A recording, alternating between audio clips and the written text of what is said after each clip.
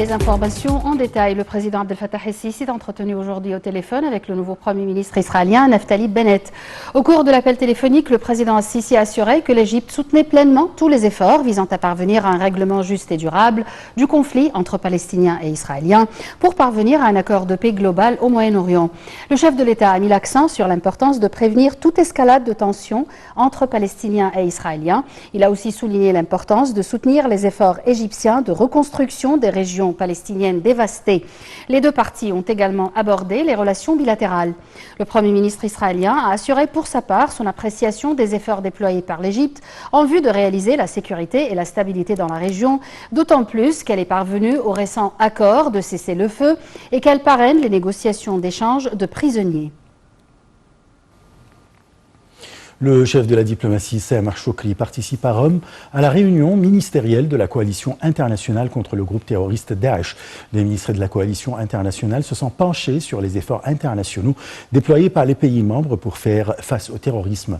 En marge de la visite à Rome, le chef de la diplomatie s'est réuni avec son homologue britannique Dominic Raab. Les deux ministres ont discuté des relations bilatérales et des dossiers régionaux, notamment le dossier du barrage de la Renaissance. Shoukry a également eu un entretien avec son homologue tunisien, Ousmane El-Grinzi. Les deux responsables ont passé en revue les moyens d'améliorer les relations entre les deux pays. D'autre part, il s'est entretenu avec son homologue guinéen, Ibrahim Kappa, et ont discuté des relations bilatérales et des causes régionales d'intérêt commun. Le secrétaire d'État américain Antony Blinken a exhorté les alliés des États-Unis à rapatrier leurs citoyens arrêtés à l'étranger après avoir combattu avec le groupe Daesh, estimant qu'ils ne pouvaient pas être détenus indéfiniment en Syrie. Blinken a lancé son appel depuis Rome lors d'une réunion de la coalition contre le groupe Daesh. Selon des estimations américaines, quelques 10 000 combattants présumés de Daesh sont détenus dans le nord de la Syrie par des combattants kurdes alliés de l'Occident. La France et la Grande-Bretagne, deux des plus proches alliés des États-Unis, ont été les principaux réfractaires aux appels au retour de leurs citoyens, lancés également par l'administration de l'ancien président Donald Trump.